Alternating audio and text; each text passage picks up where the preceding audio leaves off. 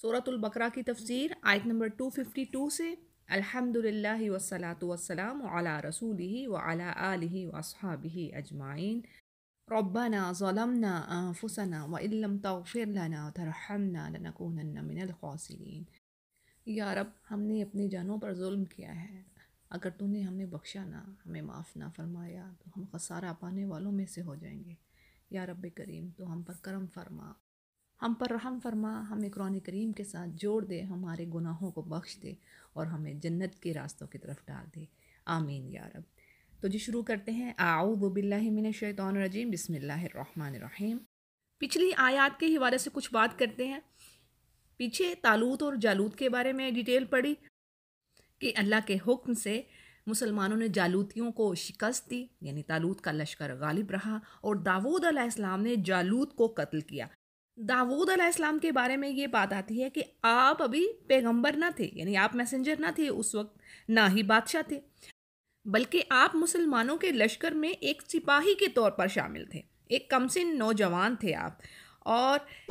روایات میں یہ بات آتی ہے کہ آپ طالوت کے لشکر میں عین اس وقت پہنچے جب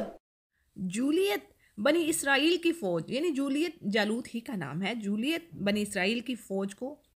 جنگ کی، یعنی لڑائی کی دعوت دے رہا تھا، اور اسرائیلیوں میں سے کسی کی ہمت نہیں پڑ رہی تھی کہ اس کے مقابلے کو کوئی نکلے۔ تو داؤد یہ رنگ دیکھ کے یعنی فوراً وہ اس کے مقابلے پر میدان میں جا پہنچے اور جالوت کو آپ نے قتل کر دیا۔ اور اس واقعے کے بعد تمام اسرائیلیوں کی آنکھوں کا تارا آپ بن گئے، اور طالوت نے اپنی بیٹی ان سے بیاہ دی، یہ روایات میں بات آ رہی ہے۔ اور اس وقت تک یعنی آپ نبی نہ تھے۔ اس کے بعد اللہ سبحانہ تعالیٰ نے داؤد علیہ السلام کو بادشاہت عطا فرمائی، نبوت بھی دی اور حکمہ بھی، جیسے یہاں پر ورڈ آ رہے ہیں نا، وَآتَاهُ اللَّهُ الْمُلْكَ وَالْحِكْمَةَ وَعَلَّمَهُ، اور سکھایا ان کو جو اللہ نے چاہا۔ یعنی حکمت سے، یہاں پر حکمت سے مراد بعض نے نبوت، یعنی بعض مفسرین نے نبوت لی ہے، اور بعض نے لوہے کا جو کام آپ کو آتا تھا، یعنی آپ لوہے کی زریں بناتے تھے، جنگی لباس بناتے تھے۔ اور یہ بات ہمیں سورۃ الانبیاء میں بھی ملتی ہے ڈیٹیل کہ داؤد علیہ السلام کو اللہ نے کن کن فضائل سے نوازا تھا۔ اور بعض نے حکمت سے مراد کچھ کاموں کی، کچھ امور کی سمجھ، یعنی ان کا فہم مراد لیا ہے، یعنی جو اس موقع پر، جنگ کے موقع پر اللہ کی مشیت، یعنی اللہ کی اجازت، اس کے اذن، اس کے ارادے سے آپ کو اللہ نے سمجھ عطا کی، اور کس طرح داؤد علیہ السلام نے جالوت کا خاتمہ کیا۔ اور آیت کے اگلے حصے میں اللہ بڑی زبردست حکمت بھری بات، بڑی زبردست گریٹ وزڈم اس میں ہے کہ اللہ فرما رہا ہے اگر اللہ بعض لوگوں کو بعض سے دفع نہ کرتا تو زمین میں فساد پھیل جاتا۔ یعنی جو طاقتور ہے وہ تو اپنی طاقت کے نشے میں دنیا میں فساد پھیلا کے رکھ دیتا، جو چاہے من مانی وہ کرتا رہتا۔ آج بھی آپ اپنے اراؤنڈ دیکھ لیجئے، جن کو طاقت دی ہے، یعنی اگر اللہ نے تمہیں پاور دی ہے، اس کو صحیح جگہوں پر دنیا کے فائدے کے لیے استعمال کرنے کی بجائے دنیا میں فساد مچا رہے ہیں۔ بہت ہی کم لوگ ہوتے ہیں نا، جیسے اب قرآن میں بھی تو اللہ نے کہہ دیا جگہ جگہ کہ بھی کثیر تعداد تو انسانوں کی فاسقوں ہی کی ہے، فاسق ہیں، نافرمانی کے کام کرنے والے، تھوڑی تعداد ہوتی ہے جو اچھے کاموں پر جمے رہنے والی۔ اور پھر یہ بات ہمیں جب ہم قصہ پڑھتے ہیں آدم علیہ السلام کا، تو وہاں پر بھی کیا بات آتی ہے، فرشتوں نے کیا کہا تھا، یعنی اے اللہ تو ایسے لوگوں کو یعنی تو ایسی اب مخلوق لا رہا ہے کہ وہ بھی خون بہائیں گے، فساد مچائیں گے زمین میں۔ تو اللہ نے کہا جو چیز میں جانتا ہوں تمہیں نہیں پتہ۔ یعنی اگرچہ ایسا ہے کہ دنیا میں قتل و غارت کرنے والے، خون بہانے والے، زیادتیاں کرنے والے، ظلم کرنے والے کثیر تعداد ہے انسانوں کی، لیکن اللہ کے نیک بندے بھی ہیں، انبیاء بھی تو آئے۔ تو بات یہ ہے کہ یہ زمین و آسمان کا بنانا، انسان کو زمین کی خلافت دینا، تو یہ سب اللہ کی زبردست حکمت کے تحت ہے۔ اور اسی طرح اللہ فرما رہا ہے کہ اگر ایک انسانی گروہ کے ذریعے سے دوسرے انسانی گروہ کے ظلم اور اقتدار کا اللہ خاتمہ نہ کرے، اگر وہ ایسا نہ کرے تو ایک گروہ جس کو ہمیشہ قوت اور اختیار ملا رہے تو زمین تو پھر ظلم اور فساد سے بھر جاتی، اور یہ زیادتیاں اس حد تک بڑھتی کہ مسجدوں اور عبادت گاہوں میں اللہ کا ذکر اور اس کی عبادت کرنی بھی مشکل ہو جاتی۔ تو یہ یقیناً اللہ کا فضل ہے کہ اس نے زمین پر کسی کو دائمی اقتدار نہیں دیا، ورنہ دیکھیں نا حکمران کیا کر رہے ہیں، اب میجورٹی کیا کر رہی ہے۔ اب فرعون کے بارے میں ہم پڑھتے ہیں نا قرآن کریم میں، کس طرح اللہ نے فرمایا کہ وہ سرکشی اس نے کر رکھی تھی، ظلم کی انتہا کر رکھی تھی اس نے۔ اور ایک جگہ پر یہ بھی آتا ہے نا، سورۃ الفجر میں آتا ہے نا، میخوں والا، یعنی بنی اسرائیل کو عذاب دینے کے کئی برے طریقے اس نے نکال رکھے تھے، اور کیا کہتا تھا نا ربکم الاعلیٰ، لیکن کیا ہے کہ اللہ نے اس کو ڈھیل دی، جسے اللہ فرماتے ہیں قرآن کریم میں ہی کہ بھی میں مجرموں کو ڈھیل دیتا ہوں، اس کا مطلب یہ نہیں کہ ان کے لیے یہ خیر کی بات اچھی بات ہے، وہ ہو ان کو ٹائم مل رہا ہے، نہیں، اللہ چاہتے ہیں کہ ایک بار جو تو نے کرنا ہے کر لے، پھر دیکھ میں تیری رسی کیسے کھینچتا ہوں۔ تو ہم اللہ کی پناہ طلب کرتے ہیں کہ ہم کسی پر ظلم کریں یا ہم پر کوئی ظلم کرے، یعنی یہ ظلم جو ہے نا یہ بھی قیامت کے دن اندھیروں کی ظلم کی فارم ہے، یعنی گناہ کو بھی ظلم کہتے ہیں، زیادتی اور ایک اندھیرے، تو یہ یعنی ظلم و زیادتی جو ہے نا اور نافرمانیاں، برے اعمال، یہ سب اندھیروں کی شکل میں آئیں گے قیامت کے روز۔ تو اللہ گناہوں سے بچائے اور اللہ کی رضا والے کاموں کی طرف ہمیں لیتا جائے، آمین۔ اچھا جی، آگے اللہ فرما رہے ہیں تلک آیات اللہ نتلوہا علیک بالحق وانک لمن المرسلین، یعنی یہ اللہ کی آیات ہیں، اے نبی ہم آپ پر پڑھ رہے ہیں حق بات کے ساتھ، اور بے شک آپ میسنجرز میں سے ہیں، اللہ کے رسول ہیں، یعنی یہ جو واقعات اس کتاب میں نازل ہو رہے ہیں، آپ ان واقعات کو لوگوں کے آگے رکھ رہے ہیں، تو یہ دنیا کو تو معلوم نہیں تھے، یعنی اے محمد صلی اللہ علیہ وسلم یقیناً یہ آپ کی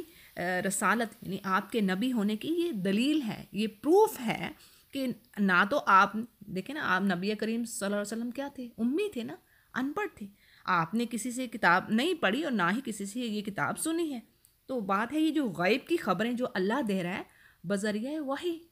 ٹھیک ہے نا، اللہ وحی نازل کر رہا ہے آپ پر، تو یہ جو کتاب ہے یہ آپ کے سچا ہونے کی اور آپ کے رسول ہونے کی ایک زبردست دلیل ہے، پروف ہے۔ اگلی آیت کو دیکھتے ہیں، یہاں سے ہمارا تیسرا پارہ بھی جی سٹارٹ ہو رہا ہے، تلک الرسل فضلنا بعضهم علی بعض منہم من کلم اللہ ورفع بعضهم درجات۔ نبی کی بات ہو رہی تھی، اب یہاں پر آگے مزید انبیاء ہی کی بات آ رہی ہے کہ یہ رسول ہیں جن میں سے ہم نے بعض کو بعض پر فضیلت دی، اور ان میں سے بعض ایسے ہیں جن سے اللہ نے بات کی، اور بعض کے درجے اللہ نے بلند کیے، یعنی یہاں پر انبیاء کے بارے میں بات ہو رہی ہے۔ اسی طرح ایک اور جگہ پر قرآن کریم میں بات آتی ہے وَلَقَدْ فَضَّلْنَا بَعْضَ النَّبِيِّينَ عَلَى بَعْضٍ، یعنی اللہ نے بعض نبیوں کو بعض دوسرے نبیوں پر پریفرنس دی ہے، ان کو درجات میں ان کو بڑھایا ہے، تو یہ بھی اللہ کی وزڈم کے اوپر ہے، ٹھیک ہے، اس میں کوئی شک نہیں ہے۔ البتہ نبی کریم صلی اللہ علیہ وسلم نے فرمایا، صحیح مسلم اس کو روایت کر رہے ہیں، لا تخیرونی من بین الانبیاء، یعنی مجھے انبیاء کے درمیان فضیلت مت دو، تو اس سے یعنی یہ حدیث کے الفاظ ہیں، لیکن اب اس کی شرح میں کیا بات آتی ہے، اس کی اگر ہم ڈیٹیل دیکھیں گے تو اس میں یہ ہے کہ اس سے ایک دوسرے پر فضیلت کا انکار نہیں ہے، نہیں، اللہ نے تو خود کہہ دیا کہ اللہ نے فضیلت دی ہے، بعض کو پریفر کیا ہے، دوسروں بعض کے درجات بلند کیے ہیں، یہ اللہ نے کہہ دیا ہے، جیسے اللہ فرما رہے ہیں، اور کیونکہ بعض سے اللہ نے بات چیت کی ہے، موسیٰ علیہ السلام سے اللہ نے بات کی، کلم اللہ، ٹھیک ہے نا، اور عیسیٰ علیہ السلام کو اللہ نے معجزات عطا فرمائے، روح القدس سے ان کی تائید کی، یعنی وہ مردوں کو زندہ کرتے تھے، اور کیا معجزات ان کے، وہ مٹی سے ایک پرندہ بناتے اور پھر اس میں بلو کرتے اور وہ ایک جیتا جاگتا زندہ پرندہ بن جاتا۔ اسی طرح وہ طب کے میدان میں، یعنی میڈیکل کی فیلڈ میں وہ عبور رکھتے تھے، یعنی اس وقت میں کوڑی کا مرض، اور آپ پیدائشی اندھے کو ٹھیک کرتے، یعنی آپ کو جس دور میں بھیجا گیا اس میں طب کا چرچا تھا، ٹھیک ہے، تو اس لحاظ سے اکارڈنگ ٹو جو چیزیں وہاں پر پریویل کر رہی تھی اس سوسائٹی میں، اس کے حساب سے اللہ نے آپ کو معجزات دیے، اور اللہ ہر نبی کے ساتھ یہی طریقہ کار ہے اللہ کا، کہ جو اس وقت میں جو چیز پریویل کر رہی ہوتی نا اس کا توڑ، یعنی باطل چیز ہوتی ہے تو اس کا توڑ کے لیے اللہ تعالیٰ اپنے نبی کو بھی مطلب معجزات دیتا ہے تاکہ وہ حق اور باطل میں فرق کر کے دکھائیں لوگوں کو۔ تو اس طرح اللہ تعالیٰ نے انبیاء کو اپنی نشانیاں، آیات یعنی معجزات دیے جو اس وقت کے حساب سے تھا۔ تو اب حدیث کی طرف ہم واپس آتے ہیں، یعنی نبی نے فرمایا کہ مجھے انبیاء کے درمیان فضیلت مت دو، تو اس سے یہ چیز نہیں ہے، انکاری نہیں ہے کہ فضیلت تو اللہ نے کہہ دی، فضیلت ہے ایک پر دوسروں کی، ٹھیک ہے، یہ اللہ نے کہہ دیا کسی کا درجہ بلند ہے، مگر حدیث ہمیں یعنی حدیث کے الفاظ ہمیں ایک مورل ویلیو یعنی امت کو نبی کی طرف سے ایک ادب و احترام سکھانا ہے، یہ مقصد ہے، یعنی کہ تمام انبیاء پر ایمان بھی لانا ہے اور ادب و احترام بھی انہیں ٹیچ کیا گیا، تو اسی لیے یہ ورڈ کہے گئے، حالانکہ اس میں کوئی شک نہیں ہے کہ نبی کریم صلی اللہ علیہ وسلم سید الانبیاء ہیں، ان تمام انبیاء کے آپ لیڈر ہیں۔ اب اگر معجزات کی بات ہوتی ہے، عیسیٰ علیہ السلام کے بارے میں کچھ میں نے آپ کے آگے باتیں رکھی، وہ مردوں کو بھی زندہ کرتے تھے، یہ بھی ان کا ایک معجزہ ہے۔ اسی طرح موسیٰ علیہ السلام کے بارے میں بھی قرآن کریم میں جگہ جگہ بات آتی ہے کہ آپ کو یعنی ایک تو عصائے موسیٰ کی بات ہے، 9 معجزات سورۃ الاسراء میں بات آتی ہے کہ 9 معجزات موسیٰ علیہ السلام کو دیے گئے، جن میں سے یعنی آپ کی چھڑی کا اژدہا بن جانا، جو کہ آپ نے فرعون کے دربار میں اس کو یہ معجزہ کر کے دکھایا تھا، پھر اسی طرح آپ کے ہاتھ کا چمکتا ہوا نکلنا، پھر اسی طرح جب موسیٰ علیہ السلام بنی اسرائیل کو لے کر نکلتے ہیں تو راستے میں سمندر کا پھر پھاڑنا، وہ بھی یعنی عصا مارا تو سمندر 2 حصوں میں تقسیم ہو گیا، تو یہ بھی اللہ کا معجزہ تھا۔ پھر اسی طرح جب آپ نے ایک پتھر پر لاٹھی ماری اور اس سے 12 چشمے پھوٹ پڑے، یہ بھی موسیٰ علیہ السلام کا معجزہ تھا۔ تو یہ جیسے کہ سورۃ الاسراء میں نے آپ کو بتا دی کہ 9 معجزات کی 9 آیات بات آتی ہے،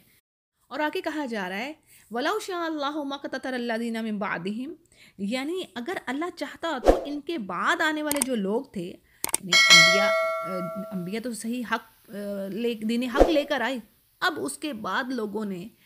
چینجز کی، جیسے ہم نے سورۃ البقرہ میں پڑھ لی کہ اس طرح کتابوں کو اپنے ہاتھوں سے لکھا اور کہا کہ یہ اللہ کی طرف سے ہے۔ اسی طرح عیسائیت کے بارے میں بھی یہ بات آتی ہے، کچھ عرصہ تک عیسائیت بھی اپنی شکل پر رہی، لیکن اس کے بعد اس میں بھی گڑبڑ ہو گئے، سب چینجز کر دی گئی۔ تو اللہ فرما رہے ہیں کہ یہ دلیلیں آ جانے کے بعد بھی ہرگز آپس میں لڑائی نہ کرتے، لیکن لوگوں نے اختلاف کیا اور ان میں سے بعض تو مومن ہوئے اور بعض کافر، اور اگر اللہ چاہتا تو یہ آپس میں نہ لڑتے، لیکن اللہ تعالیٰ جو چاہتا ہے کرتا ہے۔ اچھا اب اس کا مطلب ذرا سمجھ لیجئے گا، یہ نہیں کہ اللہ تعالیٰ چاہتا تھا کہ ان میں آپس میں اختلاف ہو،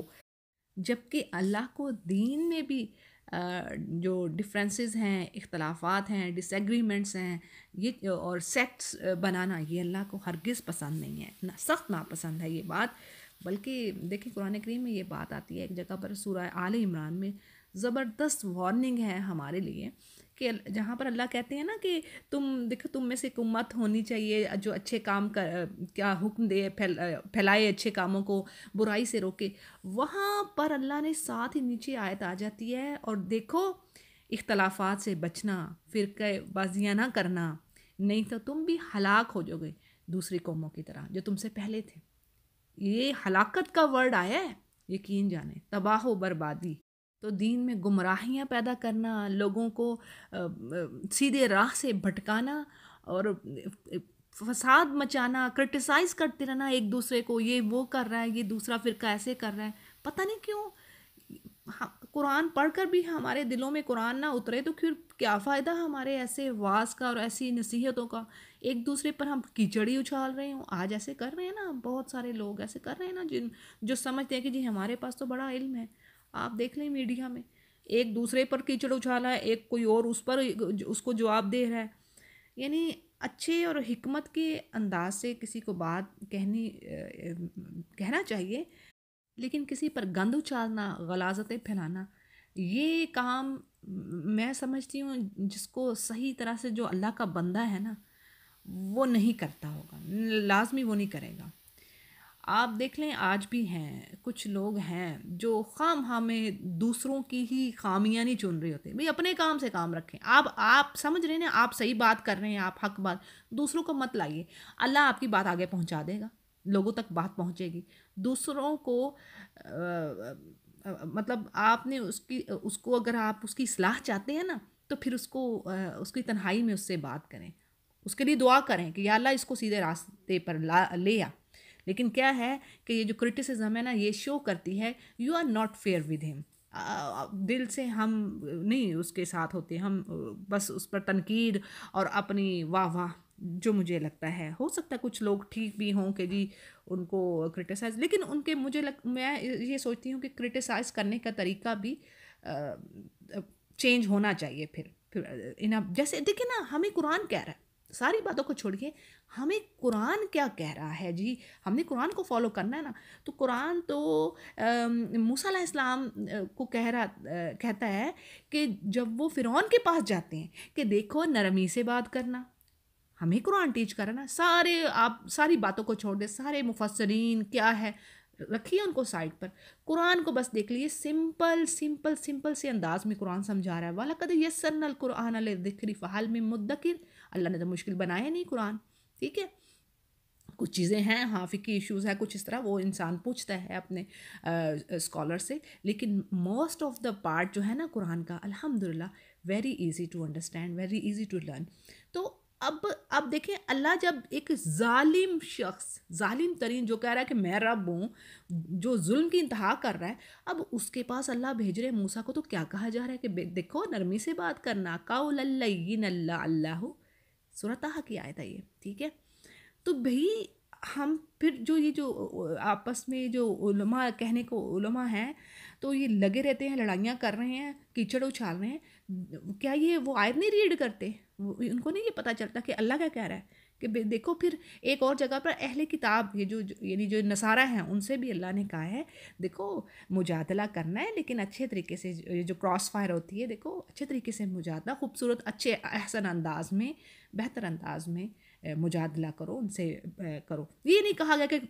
کیچڑ اچھالنے کی تو بات ہے ہی نہیں ہے دین میں, پتہ نہیں کہاں سے یہ. اور پھر میں بتاؤں, جو لوگ ایسا کر رہے ہوتے نا,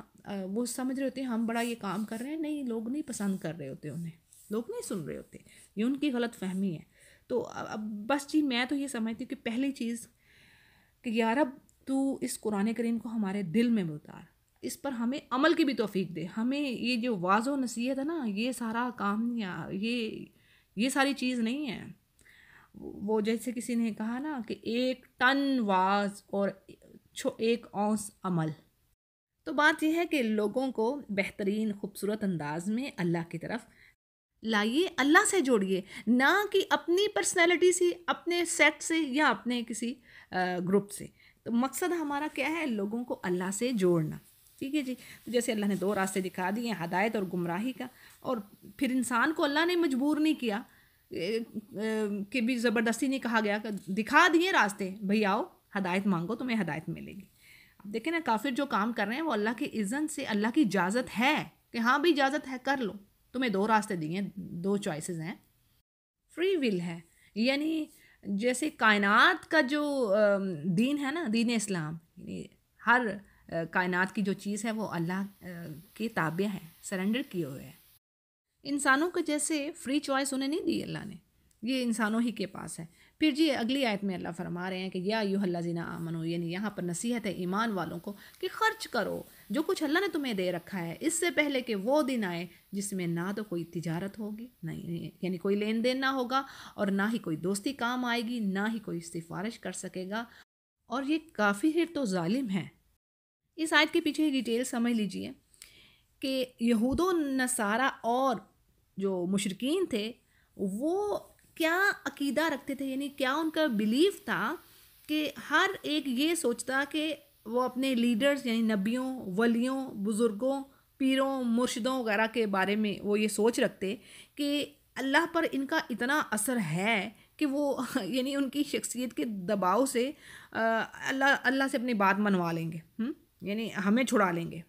اسی کو وہ شفاعت کہتے. یعنی یہ بات سمجھیے گا, جو آج مسلمانوں میں بات ہے نا, وہ اس سے پہلے دوسری قوموں میں بھی رہی, صحیح ہے. یعنی آج مسلمانوں میں بھی یہ چیز ہے, یہ عقیدہ یعنی آج کا نہیں ہے, یعنی یہ آپ سمجھ لیں یہ پچھلی قوموں میں بھی یہ چیز ہے, اور آج مسلمانوں میں بھی اسی طرح ہے. یہ جی ہمارے بزرگ یا پیرو مرشد اللہ کے پاس اڑ کر بیٹھ جائیں گے اور ہمیں تو بخشوا کر اٹھیں گے. تو اللہ نے اس آیت میں بڑا کلیئر, قرآن تو ہم پڑھنا نہیں نا, ہم نے شارٹ کٹ لینا ہے. شارٹ کٹ کوئی ہو, تعویذ دھاگا, یعنی یہ ہماری قوم کا حال ہو گیا. دیکھیں نا جب بنی اسرائیل کی پستی کے بارے میں پڑھتے ہیں, ان کی جو ہسٹری ہے اس میں یہ چیزیں آتی ہیں, جہاں پر ہم نے پہلے بارے میں جادو کے بارے میں پڑھا ہے نا, تو جادو یعنی کیا چیز آتی ہے کہ ان کی جو اخلاقیات, مورل ویلیوز کا بیڑا غرق ہو چکا تھا. یعنی جادو سیکھتے دوسروں کا گھر برباد کرنے کے لیے اور پھر اس پر خوشی ہوتی. اور علماء کیا کر رہے تھے؟ دین کا بیڑا غرق. جو بات اللہ نے کہی نہیں ہے اس کو کہنا کہ یہ اللہ کی ایک طرف سے ہے، اپنی منمانی سے لکھ لکھ کے چیزیں، یعنی بڑے لوگوں کے دباؤ کے تحت کچھ مال کے عوض، جیسے اللہ نے کہہ دیا نا کہ میری آیات کو مت بیچو، یعنی کیا کرتے تھوڑے سے مول کے بدلے میں اللہ کا رول ہی بدل کر رکھ دیا. تو اور نیچے والے جو لوگ تھے ان کی بس خواہشات تھی. یہ پڑھا ہے نا سارا ہم نے سورۃ البقرہ میں، پچھلے پارے میں، ابھی تو وہی چل رہی ہے. تو پچھلے جو پاروں کی بات ہو رہی ہے، یعنی وہ جاہل تھے، جو عوام الناس تھی جاہل تھی، کچھ پتہ نہیں ہے، بس خواہشات. جی ہم تو بخشائے ہیں، بس ہم تو چوزن ہیں اللہ کے، ہم تو آج بھی دیکھ لیں ان کا حال یہی کچھ ہے. تو یہ جو کانسیپٹ ہے نا، اللہ اس کی نفی کر رہا ہے کہ بھائی یہ جو آج کے مسلمان بھی اگر یہ سوچ رکھتے ہیں نا کہ ہمیں تو ہمارا فلاں پیر یا مرشد یا ہمارا ہماری نسل، آپ بھی کہہ لیں اس میں کہ ہم تو فلاں نسل سے ہیں، تو وہ ہم تو ہمارے لیے تو شفاعت ہو جائے گی. تو نہیں، اللہ نے انکار کر دیا اس چیز میں. دیکھیں سفارش ہوگی، بے شک اللہ سفارش قبول کرے گا، لیکن یہ شفاعت وہی لوگ کر سکیں گے جنہیں اللہ اجازت دے گا. یہی بات اللہ نے سورہ نجم میں بھی فرما دی کہ کتنے ہی فرشتے ہیں آسمان میں جو مسلمانوں کے حق کے لیے دعا کرتے ہیں، لیکن اللہ انہی کی سفارش قبول کرے گا جس کے حق میں اللہ اس کو اجازت دینی، جس کے لیے اللہ اجازت دے گا کہ ہاں بھی اس کے حق میں سفارش کی جائے. سمجھ آ رہی بات؟ یعنی جو شفاعت کا مفہوم ہے یہ برحق ہے، یعنی تمام انبیاء اپنے امت کے لیے کریں گے یعنی ایک ٹائم کے بعد، جیسے کہ جب وہ حساب کتاب شروع ہو جائے گا، اور پھر اس کے بعد یہ شفاعت عظمیٰ، بہت بڑی جو شفاعت ہے وہ آپ صلی اللہ علیہ وسلم فرمائیں گے. حساب کتاب شروع کروانا جو ہے، کیونکہ وہ جو اس وقت حالت ہوگی لوگوں کی، تو لوگ چاہیں گے کہ ہمارا حساب کتاب جلد ہو. ٹھیک ہے، تو اب شفاعت ایک تو یہ بڑی شفاعت آپ صلی اللہ علیہ وسلم فرمائیں گے، پھر اس کے بعد فرشتے بھی شفاعت کرتے ہیں. یعنی یہ ایک آرڈرلی بات نہیں میں کر رہی، یعنی اس میں جیسے کہ بات آ رہی ہے تفسیر میں، انبیاء اور رسل بھی، ٹھیک ہے، یہ حدیث میں بھی بات ہے، انبیاء اور رسل بھی کریں گے، شہداء بھی کریں گے، صالحین بھی کریں گے، اور اسی طرح حافظ قرآن جو سچے عمل کرنے والے لوگ ہوں گے ان کی سفارش بھی اللہ قبول فرمائے گا. لیکن بات وہی، کوئی اللہ پر دباؤ نہیں ڈال سکے گا، کوئی اللہ کو پریشرائز نہیں کر سکے گا، بلکہ یہ لوگ خود اللہ کے خوف سے اس قدر لرزاں ہوں گے، اس قدر اللہ کا خوف اور ہیبت ہوگی، کیونکہ وہ دن ایسا مطلب ایسا وہ بڑا دن ہوگا جو بچوں کو بوڑھا کر دے گا. ہر انسان کو اپنی اپنی پڑی ہوگی، نفسی نفسی. حتیٰ کہ انبیاء بھی، ایک لمبی حدیث ہے یہ جو میں نے ابھی بات پیچھے کہی ہے نا کہ نبی کریم صلی اللہ علیہ وسلم شفاعت عظمیٰ، تو پچھلے انبیاء یعنی لوگ آدم علیہ السلام سے شروع ہوں گے کہ آپ سفارش کیجئے، تو وہ کہیں گے نہیں میرے سے یہ خطا ہوئی. پھر ابراہیم علیہ السلام کے پاس جائیں گے، وہ کہیں گے نہیں میرے سے یہ ہوا. اس طرح کرتے کرتے کرتے آخر میں نبی کریم صلی اللہ علیہ وسلم کے پاس جائیں گے، تو پھر آپ آگے آئیں گے. اور دیکھیے قرآن کریم میں سورۃ الانبیاء میں کیا بات آتی ہے کہ اللہ فرما رہے ہیں ولا یشفعون، یعنی کوئی بھی تمام ہر چیز اس میں آ گئی، نبی بھی، شہداء بھی، سب، یعنی وہ شفاعت انہی لوگوں کی کریں گے جن کے لیے اللہ پسند کرے گا. ولا یشفعون الا لمن ارتضی وهم من خشیتہ مشفقون، اور وہ اللہ کے ڈر سے، اس کی خشیت سے، ہیبت سے کانپ رہے ہوں گے. تو یعنی یہاں پر آپ دیکھیے نبیوں کا حال کہہ دیا گیا، نبیوں کا. پھر پیچھے کیا رہ گیا؟ گنہگار کا تو حال ہی نہ پوچھے نا. پھر جو اللہ تعالیٰ ہمیں اس دن کے پریشانی سے بچائے، اور اللہ ان میں سے کرے جن پر نہ کوئی خوف ہو نہ کوئی غم. آمین یا رب. اللہ ہمیں اور ہمارے پیاروں کو ان میں سے کرے، آمین یا رب. تو اب یہاں پر یہ کہا جا رہا ہے یعنی کہ بھئی دیکھو ڈرو اس دن سے جس دن کوئی بھی کسی کے کام نہیں آئے گا. سورہ عبسہ میں بھی تو ہم نے پڑھ لیا کہ اللہ فرما رہے ہیں بھاگے گا اس دن انسان اپنی بیوی سے، اپنے بھائی سے، اپنی ماں سے، باپ سے، حتیٰ کہ اپنی اولاد سے، یعنی جو آج انسان کو بڑی محبوب ہے. اور جیسے قرآن کریم میں کہہ دیا گیا نا انما الاموال، یہ جو مال اور اولاد ہیں یہ فتنہ ہے تمہارے لیے، یعنی ان کی محبت میں انسان کھب کے وہ کام کر رہا ہوتا ہے جو اللہ سے یعنی غافل ہو جاتا ہے. تو یہ سب آزمائش ہے، ٹیسٹ ہے. لیکن قیامت کے دن کیا ہوگا کہ اللہ ایک جگہ پر اللہ فرما رہے ہیں سورۃ الممتحنہ میں یفصل بینہم، یعنی اللہ جدائی ڈال دے گا، یعنی ہر کوئی ایک دوسرے سے بھاگ رہا ہوگا، کوئی کسی کے کام نہ آئے گا. اور اسی تفسیر میں یہ بھی بات آتی ہے نا جب یفر المرء من اخیہ، اس میں یہ دو چیزیں آتی ہیں. وہ کہتے ہیں ایک تو یہ ہو سکتا ہے، یہ بات ہے کہ وہ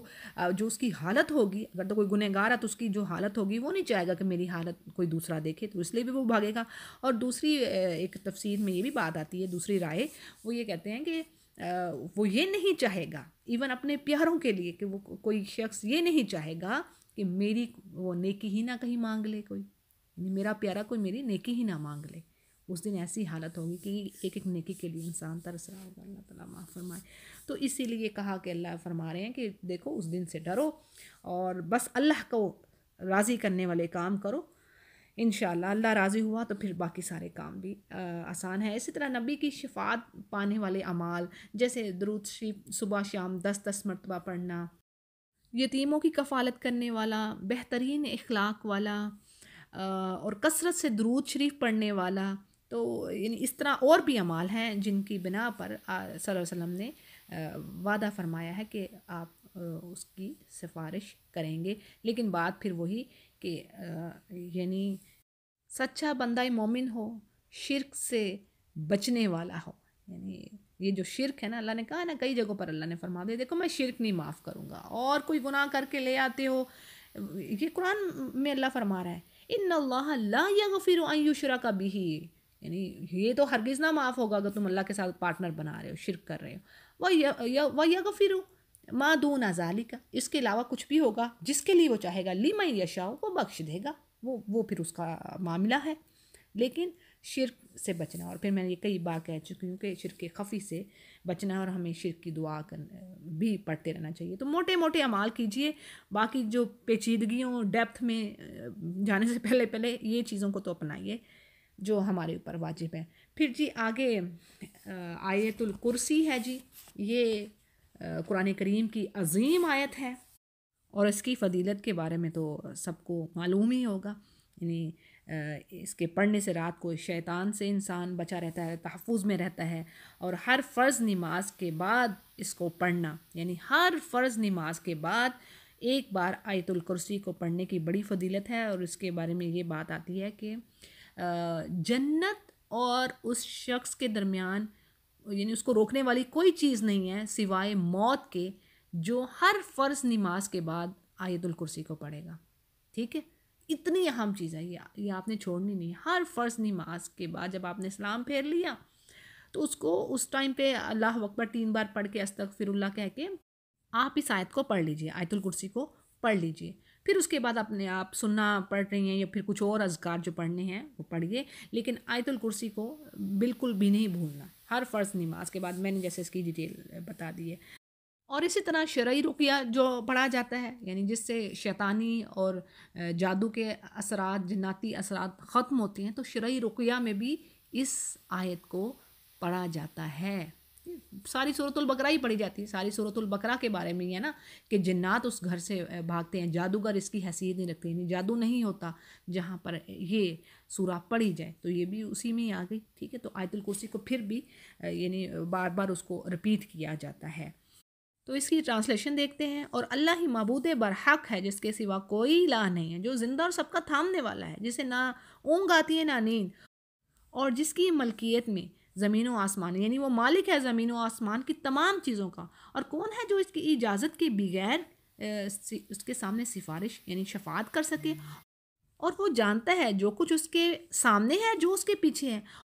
اور کوئی مخلوق، یعنی یہ میں ڈیٹیل میں بات کریں کہ اس کے علم میں سے کسی چیز کا احاطہ نہیں کر سکتی مگر جتنا کہ وہ چاہے، اور اس کی کرسی کی وسعت نے زمین و آسمان کو گھیر رکھا ہے، اور اللہ تعالیٰ ان کی حفاظت سے نہ ہی تھکتا ہے اور نہ ہی اکتاتا، بلکہ وہ تو بہت ہی بلند اور بہت بڑا ہے۔ اچھا جی، کرسی کے بارے میں یہاں پر آپ سمجھ لیجئے کہ بعض نے اس کو قدم رکھنے کی جگہ، یعنی بعض مفسرین کی یہ رائے ہے، بعض کہتے ہیں جی اس سے مراد علم ہے، بعض قدرت اور اللہ کی یعنی جو پاور ہے، جو عظمت ہے، جو سوورنٹی ہے، بادشاہی، اور بعض اس سے عرش مراد لیتے ہیں۔ ٹھیک ہے، یہ ساری ڈیٹیل میں نے رکھ دی، یعنی کرسی سے کیا مراد ہے، وٹ ڈز مین بائی کرسی، تو یہ چیز ہے۔ لیکن اللہ کی جو صفات کے بارے میں محدثین اور سلف کا یہ عقیدہ ہے کہ اللہ کی جو صفات جس طرح قرآن و حدیث میں بیان ہوئی ہیں، ان کی بغیر کسی لاجک کے تعویل، یعنی کیا اس کی کیفیت ہوگی، بس آپ نے اس کو ایز اٹ بس اس پر ایمان رکھنا ہے، جو اللہ نے کہہ دیا بس اس پر اس ایمان رکھنا ہے. اور اسی کیفیت یعنی ہوگی چیز کیسے، یہ ہم نہیں بیان کر سکتے کیونکہ ہم اس کی حقیقت سے بے خبر ہیں. یہ یہاں پر تفسیر میں بات آ رہی ہے. ٹھیک ہے، جو جس طرح چیز بتا دی گئی ہے اللہ کی جو صفات ہیں اس کے بارے میں، اس کو بس آپ ایز اٹ اسی طرح لیجئے اور اس پر بلیو کیجئے، ایمان رکھیے اور اس کی قرید میں نہ جائیے. یعنی ہمیں روکا گیا ہے کہ مزید یہ کیا ہے کس طرح ہے، نہیں، ہمیں اس چیز سے نہیں، بس ہم نے جو اللہ نے کہہ دے اس طرح بلیو کرنا ہے. یہ ہمارے حق میں فائدہ ہے. جس چیز سے ہمیں روکا جائے بس اس نبی نے منع فرمایا، بس اس سے رک جائیے. یعنی ہماری عقلیں، دلیلیں، دماغ